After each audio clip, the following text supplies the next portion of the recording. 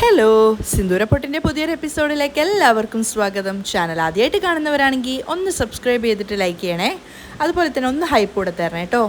അപ്പോൾ 2 ദിവസമായിട്ട് നല്ല തിരക്കായിരിക്കും, എല്ലാവർക്കും അറിയാം. അപ്പോൾ കഴിഞ്ഞ വീഡിയോയിൽ പറയാൻ വിട്ടുപോയിട്ടുണ്ടായിരുന്നതാണ്, സോറി. ഹാപ്പി വിഷു. ലേറ്റായി പോയിട്ടോ. എല്ലാവരും വിഷു ആഘോഷിച്ചതിന് ശേഷമാണ് ഹാപ്പി വിഷു എന്ന് പറയുന്നത്. എനിവേ സോറി കേട്ടോ. അപ്പോൾ സിന്ദൂരപ്പൊട്ടിൻ്റെ ലാസ്റ്റ് എപ്പിസോഡിൽ അവസാനിച്ചിട്ടുണ്ടായിരുന്നത് നീലന് ഇന്ദുവിനെയും കൂട്ടി കള്ളം പറഞ്ഞുകൊണ്ട് വീട്ടിൽ നിന്ന് രുക്മിണിയുടെ വീട്ടിലേക്ക് മറുവീട് ചടങ്ങിലേക്ക് പോവുകയാണ് വിരുന്നിന് വേണ്ടിയിട്ട്. അപ്പോൾ അങ്ങനെ ഒരു കള്ളം പറഞ്ഞിട്ടാണ് പോകുന്നതെങ്കിലും രുക്മിണിയോട് പറഞ്ഞിട്ടുള്ളത്, വാസന്തിയോട് പറഞ്ഞിട്ടുള്ളത് ഇന്ദുവിൻ്റെ വീട്ടിലേക്കാണ് പോകുന്നതെന്നാ. അപ്പോൾ അത് കേട്ടപ്പോൾ വാസന്തിക്കാണെങ്കിൽ ആകെ ദേഷ്യം വരുന്നുണ്ട്. ഇതിൻ്റെ ഒരു കുറവ് കൂടിയേ ഉണ്ടായിരുന്നുള്ളൂ. നാടും നാട്ടുകാരൊക്കെ അറിഞ്ഞ് സന്തോഷത്തോടെ നടത്തിയ കല്യാണമല്ലേ, ഈ ഒരു വിരുന്നിന് പോവാത്തൊരു കുറവേ ഉള്ളൂ. രുക്മിണിയുടെ വീട്ടിലേക്കാണ് വിളിച്ചത് എന്നൊന്നും അറിയാതെയാണ് വാസന്തി ഈ പറയുന്നത്. അപ്പോൾ നീലം പറയുന്നുണ്ട്, ഇപ്പം അതിനെന്താ, ഞാൻ എന്തായാലും ഇന്ദുവിനെ കല്യാണം കഴിച്ചു. അപ്പോൾ പിന്നെ മറുവീട് ചടങ്ങിന് പോകുന്നതിൽ എന്താ തെറ്റ്? അമ്മ ഇത്രമാത്രം ദേഷ്യപ്പെടാൻ ഞാൻ എന്താ പറഞ്ഞത്? അപ്പോൾ ഡെക്ലേസ് പറയുന്നുണ്ട്, ചേച്ചി കുറച്ചെങ്കിലും ന്യായത്തോടു കൂടി സംസാരിക്കൂ ചേച്ചി. കല്യാണം കഴിഞ്ഞവർ മറുവീട് ചടങ്ങിന് പോകണമെന്ന് ആഗ്രഹിക്കുന്നു. അവരവിടെ പോയിട്ട് വിരുന്ന് കഴിച്ചിട്ട് വരുന്നതിൽ ഇത്ര വലിയ തെറ്റെന്താ ഉള്ളത്? അപ്പോൾ അവർ ഡെക്ലേസിനോടും തട്ടിക്കയറുകയാണ്. ഞാനും അത് തന്നെയാടാ ചോദിക്കുന്നത്. ഇങ്ങനെ ഒരു കല്യാണത്തിന് ഇനി മറുവീടിൻ്റെ ഒരു ആവശ്യം കൂടി ഉണ്ടോ? അത് കേട്ട് നീലം പറയുന്നുണ്ട്, അമ്മ എൻ്റെ കല്യാണത്തെക്കുറിച്ച് എന്ത് വേണമെങ്കിലും കരുതിക്കോ. പക്ഷെ എന്നെ സംബന്ധിച്ചിടത്തോളം ഞാൻ സന്തോഷത്തോടെയും എൻ്റെ മനസ്സ് നിറഞ്ഞും കൊണ്ടും കല്യാണം കഴിച്ചതാണ്. അതുകൊണ്ട് മുറപ്പടി എന്തൊക്കെ ചെയ്യണോ അതൊക്കെ ഞങ്ങൾ ചെയ്യും. ഇത് ഞങ്ങളുടെ 2 പേരുടെയും ജീവിത പ്രശ്നത്തിലാണ്. ഇതിൽ മറ്റാരും തലയിടേണ്ട ആവശ്യമില്ല. ഞാൻ മറുവീടിന് പോവാനാണ് പോകുന്നത് എന്നും പറഞ്ഞ് കൂടുതൽ സംസാരിക്കാൻ നിൽക്കാതെ നീലൻ അകത്തേക്ക് പോവാണ്. നീലൻ ദേഷ്യത്തോടെ പോകുന്നത് കണ്ടിട്ട് പായസം പറയുന്നുണ്ട്, ചേച്ചി എന്താ ചേച്ചി ഇത്? കല്യാണം കഴിഞ്ഞിട്ട് ആകെ 1 ദിവസമായതേ ഉള്ളൂ, അപ്പോഴേക്കും നിങ്ങളുടെ മോൻ ആകെ തലകീഴായി മറിഞ്ഞല്ലോ. ഡാ പായസോ, എന്താടാ നീ പിൻഭാഗത്ത് പാചകം ചെയ്തുകൊണ്ടിരിക്കുകയായിരുന്നില്ലേ? അത് അടുക്കി പിടിച്ച് കരിയുന്ന സ്മെല്ല് വരുന്നുണ്ട്. ആദ്യം പോയി അത് നോക്ക്. അല്ലാതെ ഇവിടെ വന്നിട്ട് പായസത്തിന് മുന്തിരി പരിപ്പിടുന്ന പരിപാടി ഇവിടെ നടത്തണ്ട. ഡെക്ലേസ് ദേഷ്യത്തോടെ പോകുമ്പോൾ പായസവും വിട്ടുകൊടുക്കുന്നില്ല. ഡാ ഞാൻ പായസം വെക്കടാ, അതിന് നിനക്കെന്താ എന്നും പറഞ്ഞുകൊണ്ട് അയാളും അകത്തേക്ക് പോവാണ്. ആകെ നിരാശരായിട്ട് നിൽക്കുന്നത് രാധികയും അതുപോലെ വാസന്തിയുമാണ്. എന്താ ചെയ്യേണ്ടതെന്ന് അറിയാത്ത അവസ്ഥയിലാണ് ഇന്ദു ഇരിക്കുന്നത്. അപ്പോൾ പൂർണ്ണി പറയുന്നുണ്ട്, ചേച്ചി അതൊന്നും നോക്കേണ്ട ആവശ്യമില്ല, ചേച്ചി റെഡിയാവാൻ നോക്ക്, ഓക്കെ എന്ന് പറഞ്ഞിട്ട് പുറത്തേക്ക് പോവാണ്. ഇന്ദുവും സമ്മതിക്കുന്നുണ്ട്. പൂർണ്ണി നേരെ പോയിട്ട് ശാലിനിയെ വിളിക്കുകയാണ്. ഏട്ടനെയും ഏട്ടത്തിയമ്മയും നിങ്ങളുടെ വീട്ടിൽ നിന്ന് മറുവീടിന് വിളിച്ചിട്ടുണ്ടായിരുന്നില്ലേ? ആ വിളിച്ചിട്ടുണ്ടായിരുന്നു. അവർ ഇവിടെ നിന്ന് ഒരു 1/2 മണിക്കൂർ കൊണ്ട് അങ്ങോട്ടേക്ക് പുറപ്പെടും, അത് പറയാനാണ് വിളിച്ചത്. അത് കേട്ടപ്പോൾ ശാലിനിക്ക് വല്ലാത്ത സന്തോഷമായി. ഒരുപാട് നന്ദിയുണ്ട് പൂർണ്ണി, ഞാനിപ്പോൾ തന്നെ ഇത് പോയി അമ്മയോട് പറയട്ടെ. ശരി ശാലിനി, ഞാൻ വെക്കട്ടെ എന്ന് ചോദിച്ചിട്ട് അവളും സന്തോഷത്തോടെ ഫോൺ വെക്കുകയാണ്. ശാലിനി അടുക്കളയിലേക്ക് പോകുന്ന സമയത്ത് ഇളയമ്മയും അമ്മയും കൂടെ പാചകത്തിലാണ്. അപ്പോൾ രുക്മിണിയോട് അവൾ പറയുന്നുണ്ട്, അമ്മ നീലൻ ചേട്ടനും ഇന്ദു ചേച്ചിയും കുറച്ച് നേരം കൊണ്ട് ഇങ്ങോട്ടേക്ക് വരും. അത് കേട്ടപ്പോൾ രുക്മിണിക്ക് പറഞ്ഞറിയിക്കാനാവാത്ത സന്തോഷം തോന്നുവാണ്. ആഹാ, അവർ വരാമെന്ന് പറഞ്ഞോ?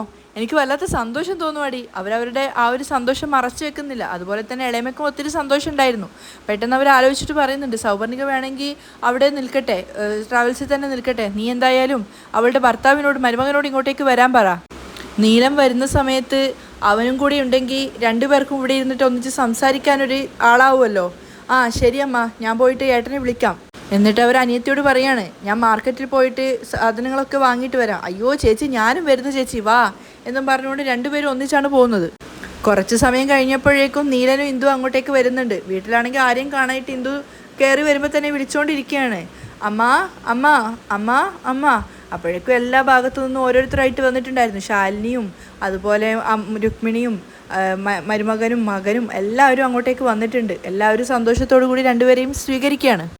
ആക്ച്വലി ഞാൻ ഈ സ്റ്റോറി തമിഴിൽ നിന്ന് മലയാളത്തിലേക്ക് അമ്മ മനസ്സ് പറഞ്ഞതുപോലെ തന്നെയാണ് പറഞ്ഞുകൊണ്ടിരിക്കുന്നത്. അതുകൊണ്ട് തന്നെ ഇതിൽ എത്രത്തോളം ഭാഗം മലയാളത്തിൽ അവർ ഇൻക്ലൂഡ് ചെയ്യുന്നുണ്ടെന്ന് എനിക്കറിയില്ല. പിന്നെ ഞാൻ ഈ സ്റ്റോറി കാണാൻ തുടങ്ങിയിട്ടും കുറച്ച് ദിവസമേ ആയിട്ടുള്ളൂ. അതുകൊണ്ട് എല്ലാ കഥാപാത്രങ്ങളുടെ പേരും മലയാളത്തിൽ എന്താണെന്ന് തന്നെ എനിക്കറിയില്ല. അപ്പോൾ ഞാനിപ്പോൾ കണ്ടുകൊണ്ടിരിക്കുന്നത് തമിഴിൽ നിന്നാണ്. അപ്പോൾ തമിഴിൽ നിന്നുള്ള പേരുകളൊക്കെയാണ് ഇടയ്ക്ക് വന്നു പോകും. കാരണം എനിക്ക് എല്ലാവരുടെയും മലയാളത്തിലുള്ള പേര് ശരിക്കും അറിയില്ല. അതുകൊണ്ടാണ് ഇടയ്ക്ക് അനിയെന്നും അനിയത്തി എന്നൊക്കെ പറയുന്നത് കേട്ടോ. ആർക്കും ഒന്നും തോന്നണ്ട. ഞാൻ മലയാളത്തിലുള്ള പേരുകൾ പഠിക്കാൻ ശ്രമിക്കുന്നുണ്ട്. എന്നാലും മാക്സിമം എത്രയും പെട്ടെന്ന് എല്ലാവരും പഠിച്ചിട്ട് ഞാൻ കറക്റ്റ് ആക്കാം കേട്ടോ. അപ്പോൾ സൗവർണികയുടെ ഭർത്താവ് പറയുന്നുണ്ട്, എടുത്തേക്ക് സുഖാണോ? സുഖാണ്. നിനക്കോ എന്നൊക്കെ ചോദിക്കുകയാണ് തിരിച്ചിന്തു. എല്ലാവരും സന്തോഷത്തോടു കൂടി പരസ്പരം സംസാരിച്ചുകൊണ്ടിരിക്കുകയാണ്. പെട്ടെന്നാണ് ഇന്ദുവിൻ്റെ കണ്ണിൽ അനന്തുവിൻ്റെ ഫോട്ടോ ഉടക്കുന്നത്. അപ്പോൾ അവളെല്ലാവരെയും മാറ്റിക്കൊണ്ട് അങ്ങോട്ടേക്ക് അവൻ്റെ ഫോട്ടോയ്ക്ക് മുന്നിൽ പോവുകയാണ്. അത് കണ്ട് എല്ലാവർക്കും ആകെ സങ്കടമാവുന്നുണ്ട്. അത്രയും സന്തോഷത്തോടു കൂടി നിന്ന് എല്ലാവരും ഇന്ദു അനന്തുവിൻ്റെ ആ ഫോട്ടോയുടെ അടുത്തേക്ക് പോയ സമയത്ത് ആകെ നിരാശയോടെ നിൽക്കുകയാണ്. കാരണം അവളുടെ മനസ്സിലേക്ക് അനന്തു വന്നു എന്നുള്ളത് എല്ലാവർക്കും മനസ്സിലായി. ഇന്ദു ആണെങ്കിൽ അവൻ്റെ ഫോട്ടോയ്ക്ക് മുന്നിൽ പോയി നിന്നിട്ട് നീലം കെട്ടിയ താലി ഇങ്ങനെ പിടിച്ചിട്ട് അവന് കാണിച്ചു കൊടുക്കുകയാണ്. പക്ഷേ ആ സമയത്തൊക്കെ അവളുടെ കണ്ണുകൾ നിറഞ്ഞു തൂവുന്നുണ്ട്. എന്തൊക്കെയോ അവനോട് പറയണം എന്ന് ആഗ്രഹിക്കുന്നത് പോലെ. അങ്ങനെ കുറച്ചു നേരം അവനെ നോക്കി നിൽക്കെ ഇന്ദു തല കറങ്ങി അവിടെ വീഴുകയാണ്. അപ്പോഴേക്കും എല്ലാവരും ഇന്ദുവിനെ വന്നിട്ട് വേഗം പിടിച്ചെഴുന്നേൽപ്പിക്കാൻ ശ്രമിക്കുന്നുണ്ട്.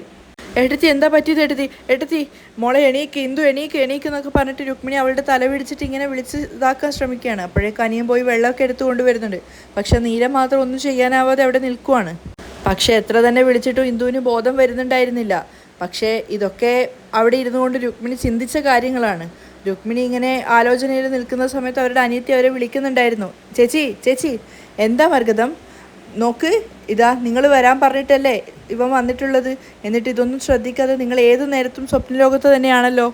അമ്മായി, നിങ്ങൾ വരാൻ പറഞ്ഞു എന്ന് ശാലിനി എന്നെ ഫോൺ വിളിച്ച് പറഞ്ഞു. അതുകൊണ്ടാണ് ഞാൻ വന്നത്. അതേ മോനെ, ഇപ്പോൾ നീലനും ഇന്ദുവും ഇങ്ങോട്ടേക്ക് വിരുന്നിന് വരുന്നുണ്ട്. ആ സമയത്ത് നീ കൂടി ഇവിടെ ഉണ്ടായിരുന്നെങ്കിൽ നന്നായേനെ എന്ന് തോന്നി. അതുകൊണ്ടാണ് ഞാൻ വരാൻ പറഞ്ഞത്. ഓ അതാണോ? അത് നല്ല സന്തോഷമുള്ള കാര്യമാണല്ലോ. അതൊക്കെ ആലോചിച്ച് എല്ലാവരും സന്തോഷത്തോടെ നിൽക്കുമ്പോഴാണ് പെട്ടെന്ന് രുക്മിണിയുടെ കണ്ണുകളിൽ അനന്തുവിൻ്റെ ഫോട്ടോ എടുക്കുന്നത്. അപ്പോൾ അവരുടെ കണ്ണുകൾ നിറയാണ്. അവർ മനസ്സിൽ ചിന്തിക്കുന്നുണ്ട്, അനന്തു, അമ്മയുടെ മനസ്സിൽ എപ്പോഴും മോനുണ്ടടാ, നീ എനിക്ക് മാപ്പ് തരണം. അതുകൊണ്ടാണ് അമ്മ ഇങ്ങനെ ഒരു തീരുമാനം എടുക്കുന്നത്. എൻ്റെ മോൻ അമ്മയെ വെറുക്കരുത്. അനന്തുവിൻ്റെ ഫോട്ടോ നോക്കി രുക്മിണി കരയുന്നത് കണ്ടപ്പോൾ എല്ലാവരും വിചാരിക്കുന്നത് സാധാരണ പോലെ കരയാണെന്നാ.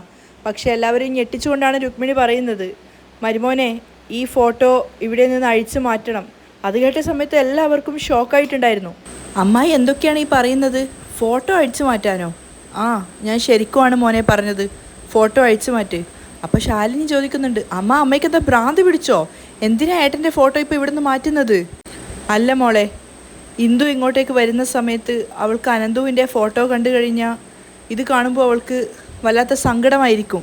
അത് കേട്ട് ആരും മറുത്തൊന്നും പറയുന്നില്ല. ഇനി ഇടയ്ക്കിടയ്ക്ക് ഇന്ദു ഇങ്ങോട്ടേക്ക് വരുമല്ലോ, അതുകൊണ്ട് ഈ ഫോട്ടോ ഇനി ഇവിടെ വെക്കണ്ട, അത് അഴിച്ചു വെക്ക് മരുമോനെ.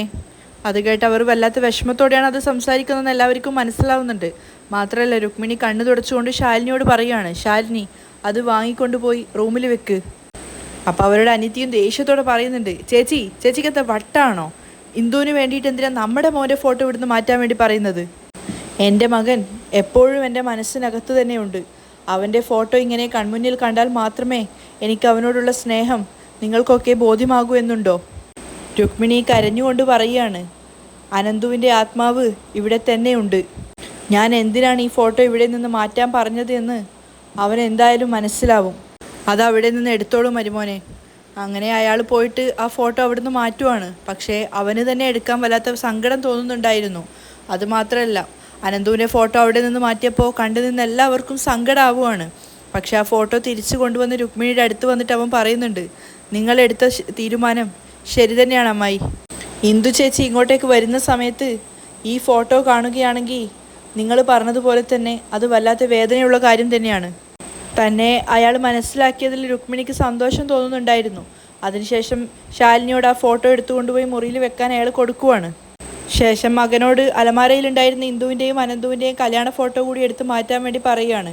പിന്നീട് മരുമകനോട് പറയുന്നുണ്ട്, എനിക്ക് ഒരു സഹായം കൂടി ചെയ്തു തരണം. പറയൂ അമ്മായി. അപ്പോൾ രുക്മിണി അവരുടെ കഴുത്തിലുണ്ടായിരുന്ന മാലയും കയ്യിലുണ്ടായിരുന്ന മോതിരവും അഴിക്കുകയാണ്. എന്നിട്ട് അവനോട് പറയുന്നുണ്ട്, ഇത് സ്വർണ്ണക്കടയിൽ കൊണ്ടുപോയി കൊടുത്ത് ഇത് മാറ്റിയിട്ട് ഒരു വലിപ്പമുള്ളൊരു മാല വാങ്ങിക്കൊണ്ട് വരാമോ? ഇന്ദുവിന് കൊടുക്കാൻ വേണ്ടിയാണ്. അത് കേട്ടപ്പോൾ അവനത് വാങ്ങാൻ മടിച്ചു നിൽക്കുകയാണ്. അപ്പോൾ അനിയത്തി പറയുന്നുണ്ട്, ചേച്ചിയുടെ കയ്യിലുള്ള ആകെ സ്വർണ്ണം ഇത് മാത്രമാണ്. ഇതെന്തിനാ ചേച്ചി ഊരിക്കൊടുക്കുന്നത്? ഞാൻ ആർക്കാ ഇത് കൊടുക്കുന്നത്? ഇന്ദുവിനാ ഇത് കൊടുക്കുന്നത്. രുക്മിണി മനസ്സറിഞ്ഞ് സന്തോഷത്തോടെയാണ് പറയുന്നത്, നമ്മൾ അവർക്ക് ഇത് കൊടുക്കാൻ ബാധ്യസ്ഥയാണ്. അപ്പോൾ അവർ പറയുന്നുണ്ട്, അയ്യോ ചേച്ചി, ഇന്ദു തന്നെ ചേച്ചിയെ കണ്ടു കഴിഞ്ഞാൽ ചേച്ചിയുടെ കഴുത്തിലൊന്നുമില്ലാത്തത് കാണുമ്പോൾ അവൾ ചോദ്യം ചെയ്യും. ആ, അത് ശരിയാണ്. രുക്മിണിക്ക് പെട്ടെന്നാണ് തോന്നുന്നത്. പിന്നെ അവർ മരുമകനോട് പറയുന്നുണ്ട്, മോനെ, വരുമ്പോൾ കടയിൽ കയറിയിട്ട് ഇതേപോലെയുള്ള ഒരു കവറിങ് ചെയിനും കൂടെ വാങ്ങിയിട്ട് വരാമോ? ഞാൻ അതിട്ടോളാം. ശരി അമ്മായി, ഇന്നാ. എന്നിട്ട് അവർ സ്വർണ്ണം അയാളെ ഏൽപ്പിക്കുകയാണ്. അപ്പോഴേക്കും ശാലിനിയും അനിയനും വന്നിട്ടുണ്ടായിരുന്നു. ഫോട്ടോ എടുത്തു കൊണ്ടുപോയി വെച്ചോ? ആ വെച്ചു അമ്മ. ശരി, ഇന്ദുവിൻ്റെ കല്യാണ ഫോട്ടോ നിനക്ക് പൂർണ്ണി അയച്ചു തന്നിരുന്നില്ലേ? ആ അയച്ചു തന്നിട്ടുണ്ടായിരുന്നു. എങ്കിൽ ആ ഫോട്ടോ നീ മരുമോനെ അയച്ചു കൊടുക്ക്. മരുമോനെ വരുമ്പോൾ ആ ഫോട്ടോ ഒന്ന് ഫ്രെയിം ചെയ്ത് കൊണ്ടുവരികയാണെങ്കിൽ നമുക്കത് ഇവിടെ വെക്കാം. അനന്തുവിൻ്റെ ഫോട്ടോ വെച്ച സ്ഥാനത്താണ് പറയുന്നത്. ശരി അമ്മായി. എന്നിട്ട് അവൻ അവിടെ നിന്ന് പോവുകയാണ്. അനന്തുവിൻ്റെ ഫോട്ടോ എടുത്ത ഭാഗം ശൂന്യമായിരുന്നു. അവിടെ നോക്കിയിട്ട് രുക്മിണിയുടെ കണ്ണ് നിറയുകയാണ്. ഇന്ദുവും നീലനും ഡ്രസ്സൊക്കെ മാറ്റി പോവാൻ റെഡിയായിക്കുകയാണ്. അങ്ങോട്ടേക്ക് ഡെക്ലേസും പൂർണ്ണിയും വന്നിട്ട് ചോദിക്കുന്നുണ്ട്, റെഡിയായി കഴിഞ്ഞോ എന്ന്. റെഡിയായി കഴിഞ്ഞു. അപ്പോഴേക്കും ക്യാബ് വിളിച്ചിട്ടുണ്ടായിരുന്നു. നീലനെ വിളിച്ചിട്ട് ഇവിടെ എത്തി എന്നൊക്കെ പറയുന്ന സമയത്ത് കൃത്യമായിട്ടുള്ള അഡ്രസ്സൊക്കെ അയാൾ പറഞ്ഞു കൊടുക്കുകയാണ്. അപ്പോൾ ഡെക്ലേസിനോട് പറയുന്നുണ്ട്, ക്യാബ് വന്നിട്ടുണ്ട്, ഇന്ദുമ്മ കാറ് വന്നിട്ടുണ്ട്, നമുക്കിപ്പോൾ പോവാം. ശരി. അപ്പോൾ പൂർണ്ണി പറയാണ്, ഏട്ടാ നിയമോക്കാണ് ഇന്ദു അമ്മ. ഏട്ടൻ എന്തിനാ ഇന്ദു അമ്മ എന്ന് വിളിക്കുന്നത്? ഇനിയെങ്കിലും ഏട്ടത്തിയെ ഇന്ദു എന്ന് വിളിച്ചിട്ട് ചിരിക്കാൻ നോക്ക്. അത് കേട്ട് നീലനും നാണത്തോടെ ചിരിക്കുകയാണ്. അപ്പോൾ ഡെക്ലേസ് പറയുന്നുണ്ട്, ശരി അളിയ, ഞാൻ പുറത്തു പോയിട്ട് വണ്ടി വന്നോ നോക്കട്ടെ, ഞാൻ നിന്നെ വിളിക്കാം. അപ്പോൾ പൂർണ്ണിയും പറയാണ്, ഏട്ടത്തി ഇവിടെ ഇരിക്കും, ഞാനിപ്പോൾ വിളിക്കാട്ടോ എന്ന് പറഞ്ഞിട്ട് അവളും പുറത്തേക്ക് ഡെക്ലേസിൻ്റെ കൂടെ പോകുന്നുണ്ട്. നീലനും ഇന്ദുവും മാത്രം മുറിയിലുള്ളൂ. അവൾ വേഗം ഓടിപ്പോയി ഡെക്ലേസിനോട് ചോദിക്കുകയാണ്, മാമ നിൽക്ക് മാമ. എന്താ പൂർണ്ണി? എൻ്റെ ഏട്ടൻ ഇപ്പോൾ ഏട്ടത്തി അമ്മയും കൂട്ടി ക്യാബിലാണോ പോകാൻ പോകുന്നത്? ആ അതെ. അവൻ അങ്ങനെയല്ലേ പറയുന്നത് കേട്ടത്. അയ്യോ, നിങ്ങൾക്ക് കുറച്ചെങ്കിലും അറിവുണ്ടോ? അതെന്താ അങ്ങനെ നീ ചോദിച്ചത്? ഇപ്പോൾ കല്യാണം കഴിച്ച അവരെ കുറച്ചുകൂടി ഒന്ന് ഇൻറ്റിമേറ്റ് ആയിട്ട് പെരുമാറാൻ വേണ്ടി നമ്മളല്ലേ ഓരോ സാഹചര്യങ്ങൾ ഒരുക്കി കൊടുക്കേണ്ടത്. അതിന് ക്യാബിൽ ഏട്ടൻ മുൻപിലിരിക്കുകയാണെങ്കിൽ ഏട്ടത്തി പിൻസീറ്റിലാണ് ഇരിക്കുക. പിന്നെ എങ്ങനെ അവർക്ക് തമ്മിൽ അടുപ്പമുണ്ടാവും? അതുകൊണ്ട് അവരെ രണ്ടുപേരെയും ബൈക്കിൽ ഒന്നായിട്ട് പറഞ്ഞു വിടുകയാണെന്ന് വെക്ക്. അപ്പോൾ അവർ ഇണക്കുരുവികളെ പോലെ ചേർന്ന് മുട്ടിയുരുമ്മി ഇരുന്ന് പൊയ്ക്കോളും. മാത്രമല്ല, നമ്മുടെ നാട്ടിലെ റോഡ് മൊത്തം കുണ്ടും കുഴിയുമാണല്ലോ. അങ്ങനെ കുലുങ്ങി പോവുകയാണെങ്കിൽ അവർ രണ്ടുപേരും പരസ്പരം കൂട്ടിമുട്ടി അവർ തമ്മിലുള്ള ഒരു അടുപ്പം ഒന്നുകൂടി അടുത്തോളും. പൂർണ്ണി പറയുന്നത് കേട്ടപ്പോൾ ഡെക്ലേസിനും അത് ശരിയാണെന്ന് തോന്നുന്നുണ്ട്. അതുമാത്രമല്ല, ബൈക്കിൽ പോകുമ്പം തന്നെ പ്രത്യേക ഒരു റൊമാൻസ് വരുന്നത് പോലെ തോന്നും. അതിനുള്ള അവസരമൊക്കെ നമ്മൾ വേണ്ടേ ഒരുക്കി കൊടുക്കാൻ. നീ പറഞ്ഞതും ശരി തന്നെയാണ് പൂർണ്ണി. പക്ഷേ അതിനിപ്പം നമ്മൾ എന്താ ചെയ്യുക? ആദ്യം ആ ക്യാബ് ക്യാൻസൽ ചെയ്തിട്ട് പറഞ്ഞു വിടാൻ നോക്ക്. ഓ, എന്നോട് പറഞ്ഞില്ലേ, ഇനി ഞാൻ നോക്കിക്കോളാം എന്ന് പറഞ്ഞിട്ട് ക്യാബിൻ്റെ അടുത്ത് പോയിട്ട് അയാൾക്കുള്ള കൂലി കൊടുത്തിട്ട് അയാളോട് അവിടുന്ന് പോകാൻ പറയുകയാണ്. അപ്പോഴേക്കും നീലനും ഇന്ദുവും പുറത്ത് വന്നിട്ടുണ്ടായിരുന്നു. അപ്പോൾ ക്യാബ് നോക്കുന്ന സമയത്ത് അവിടെ കാണുന്നില്ല. അപ്പോൾ നീലൻ ചോദിക്കുന്നുണ്ട്, ക്യാബ് എവിടെ പോയി? ക്യാബുകാരൻ ഒന്നും പറയാതെ ദേഷ്യത്തോടെ പോകാൻ നിന്നതാ. ഞാൻ കാര്യം ചോദിച്ചപ്പോൾ അയാൾ പറഞ്ഞു, നീ വിളിച്ച വഴിയിലേക്ക് ഒത്തിരി ദൂരം ഉണ്ടെന്നും അവിടുന്ന് തിരിച്ചു വരുന്ന വഴി മറ്റോട്ടം കിട്ടില്ലെന്നും. അതുകൊണ്ട് അയാൾ വേഗം രക്ഷപ്പെട്ടു. കള്ളം പറയുന്ന അത്ര താല്പര്യമില്ലാത്തത് കൊണ്ട് ഡെക്ലേസിൻ്റെ മുഖത്ത് അത് വേഗം കാണാനുണ്ടായിരുന്നു. നീലനാണ് ദേഷ്യത്തോടെ പറയുന്നുണ്ട്, സാധാരണയായിട്ട് ക്യാബ് ബുക്ക് ചെയ്യുമ്പോൾ അതിലെങ്ങോട്ടാണ് പോകുന്നതെന്ന് നമ്മൾ പറഞ്ഞു കൊടുക്കുന്നതല്ലേ, അത് നോക്കിയിട്ടല്ലേ വരണോ വരണ്ടയോ തീരുമാനിക്കേണ്ടത്. ഇവനാണെങ്കിൽ വീട്ടുവാതിൽക്കൽ വരെ വന്നിട്ട് പറ്റില്ല എന്ന് പറഞ്ഞിട്ട് തിരിച്ചു പോയെന്നോ. അപ്പോൾ ഡെക്ലേസ് പേടിച്ചിട്ട് പറയുന്നുണ്ട് ചിരിച്ചുകൊണ്ട്, അവൻ കുറച്ച് മര്യാദയുള്ള പയ്യനാണെന്നാണ് തോന്നുന്നത്. അതുകൊണ്ടായിരിക്കും വീട് വരെ വന്നിട്ട് നിന്നോട് പറഞ്ഞിട്ട് പോവാന്ന് കരുതിയത്. അളിയാ, നീലൻ വിളിച്ചപ്പോൾ ഡെക്ലേസിൻ്റെ ഉള്ളിലുള്ള കള്ളം പുറത്തു വരികയാണ്. നീലൻ പിന്നെ ഒന്നുകൂടി ക്യാബിന് ബുക്ക് ചെയ്യുന്നുണ്ടായിരുന്നു. അപ്പോൾ കണ്ണുകൊണ്ട് കാണിക്കുകയാണ് പൂർണ്ണിയും ഡെക്ലേസും കൂടിയിട്ട്. ഇന്ദുവിനാണെങ്കിൽ ആകെ ഒരു സംശയം തോന്നുന്നുണ്ട്, ഇവരെന്താ ഈ ചെയ്യുന്നതെന്ന് വിചാരിച്ചിട്ട്. നീലം പിന്നെയും പറയുന്നുണ്ട്, അളിയാ ഒന്നുകൂടെ വിളിച്ചിട്ടുണ്ട്, ഇപ്പം തന്നെ വരും. ഓ അങ്ങനെയാണോ? ആ സമയത്ത് പൂർണ്ണിയോട് ചോദിക്കുന്നുണ്ട്, എന്താ ചെയ്യുക? എന്നിട്ട് വേഗം തന്നെ പോയിട്ട് ഡെക്ലേസ് ഇത്തവണയും ആ ഒരു ക്യാബും പറഞ്ഞു വിടുകയാണ്. പിന്നീട് ഓട്ടോ വിളിച്ചിട്ട് ഓട്ടോ ആണെങ്കിലും അത് കഴിഞ്ഞിട്ട് വന്ന ക്യാബാണെങ്കിലും ഒക്കെ ഡെക്ലേസ് പറഞ്ഞു വിടുകയാണ്. ഏയ് ക്യാബ് ഇവിടെ വരെ വന്ന് എന്നിട്ടെന്താ പോകുന്നത്? നീലൻ ഇങ്ങനെ ചോദിക്കുന്നുണ്ട്. എടാ ഒരു മിനിറ്റ് നീ പോവല്ലേ, നീ ഒന്ന് സമാധാനത്തോടെ നിൽക്ക്. എടാ അങ്ങോട്ടേക്കുള്ള റോഡ് ശരിയല്ല, അതുകൊണ്ട് ആരും വരില്ല എന്നാണ് പറയുന്നത്. അയ്യോ ടൈം വരെ ആയല്ലോടാ, ഇനി എന്താ ചെയ്യുക? മറുവീട്ടിൽ പോയിരുന്ന അതിനനുസരിച്ച് അവർ ഭക്ഷണം വരെ റെഡിയാക്കിയിട്ടുണ്ടാവും. അതൊക്കെ ശരിയാണ് അളിയ, പക്ഷേ നമ്മളെ വില കൽപ്പിക്കാത്തവരെ നമുക്കെന്തിനാ, പോട്ടെ അവരൊക്കെ. ഇപ്പം എന്താ അളിയ ചെയ്യുക, സമയമായല്ലോ. അപ്പോഴാണ് പൂർണ്ണി പറയുന്നത്, ഏട്ടൻ്റെ കയ്യിൽ അതിന് 2 വീലർ ഇല്ലേ, ഏട്ടനും ഏട്ടത്തിയും കൂടി 2 വീലറിൽ പോയിക്കോ.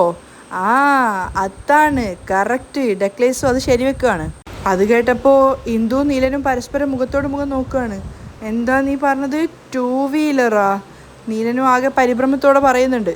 അതേ അളിയ, അതും വണ്ടി തന്നെയല്ലേ, അതിൽ പോകുന്നതല്ലേ പൂർണ്ണി നല്ലത്. പക്ഷേ ഞങ്ങളെങ്ങനെയാ അതിൽ പോവുക? നീലൻ ഇങ്ങനെ നിർത്തി നിർത്തി ചോദിക്കുകയാണ്. അപ്പോൾ പിന്നെ നിങ്ങൾ പോവാതെ വേറെ ആരാ പോവുക? അപ്പോൾ അവർ രണ്ടുപേരും പരസ്പരം മുഖത്തോട് മുഖം നോക്കി എന്ത് ചെയ്യുന്നു നിൽക്കുകയാണ്. അപ്പോൾ പൂർണ്ണി ഇന്ദുവിനോട് പറയുന്നുണ്ട്, ഏട്ടത്തി അവരാണെങ്കിൽ ഇപ്പോൾ നിങ്ങൾക്ക് വേണ്ട ഭക്ഷണമൊക്കെ ഉണ്ടാക്കി കഴിഞ്ഞിട്ടുണ്ടാവും. നിങ്ങളിപ്പോൾ പോയില്ലെങ്കിൽ അവരുണ്ടാക്കിയ ഭക്ഷണമൊക്കെ വേസ്റ്റ് ആവില്ലേ? അതും ശരിയാ, നീലൻ ചിന്തിക്കുന്നുണ്ട്. പക്ഷെ അപ്പോഴും അവന് പോകാനൊരു വിഷമം. അപ്പോൾ ഡെക്ലേസ് കുറച്ച് ദേഷ്യത്തോട് ചോദിക്കുകയാണ്, 2 വീലറിൽ പോകുന്നതിന് നിങ്ങൾ രണ്ടുപേരും എന്തിനു ഇത്രയധികം ആലോചിക്കുന്നത്?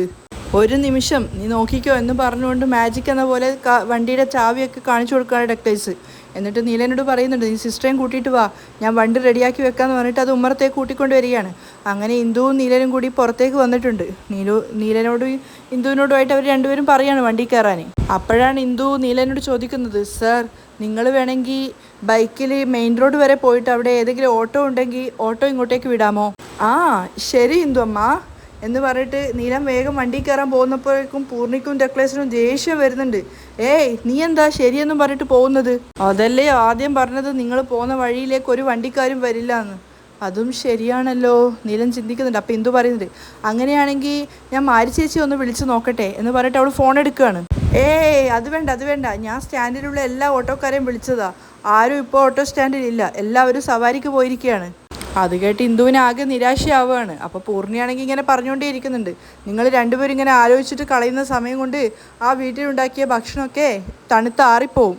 ഈ സമയം കൊണ്ട് നിങ്ങൾ ബൈക്കിൽ പോവുകയാണെങ്കിൽ നിങ്ങൾക്ക് എത്രയും പെട്ടെന്ന് അങ്ങോട്ടേക്ക് എത്താം. അവസാനം പൂർണ്ണിയും ഡെക്ലേസും നിർബന്ധിച്ച് ഇന്ദുവിനെ കൊണ്ട് നീലൻ്റെ വണ്ടിയിൽ കയറ്റുവാണ്. ഇന്ദു ആണെങ്കിൽ 7 മൈൽ ദൂരത്തെന്ന പോലെയാണ് അവൻ്റെ വണ്ടിയിൽ കയറിയിട്ട് ഇരിക്കുന്നത്. പൊയ്ക്കോ. അങ്ങനെ അവർ രണ്ടുപേരും ഇരുന്നത് കണ്ടപ്പോൾ പൂർണ്ണിക്കും ഡെക്ലേസിനും ആകെ നിരാശ തോന്നുന്നുണ്ട്. ഇതൊക്കെ മാറി നിന്ന് രാധികയും പായസവും നോക്കി നിൽക്കുകയാണ്. അവർ രണ്ടുപേരും വണ്ടിയെടുത്ത് പോയ സമയത്ത് ഡെക്ലേസ് പൂർണ്ണിയോട് പറയുന്നുണ്ട്, ഇവർക്ക് തമ്മിൽ ഒരു സ്നേഹം കൊണ്ടുവരുമ്പോഴേക്കും നമ്മുടെ രണ്ടുപേരുടെയും ആണിവേര് തകർന്നു പോകും. അത് കേട്ട് പൂർണ്ണിയും അങ്ങോട്ട് നോക്കി ചിരിക്കുകയാണ്. അവിടെയാണ് ഇന്നത്തെ എപ്പിസോഡ് വൈൻഡപ്പ് ചെയ്യുന്നത്.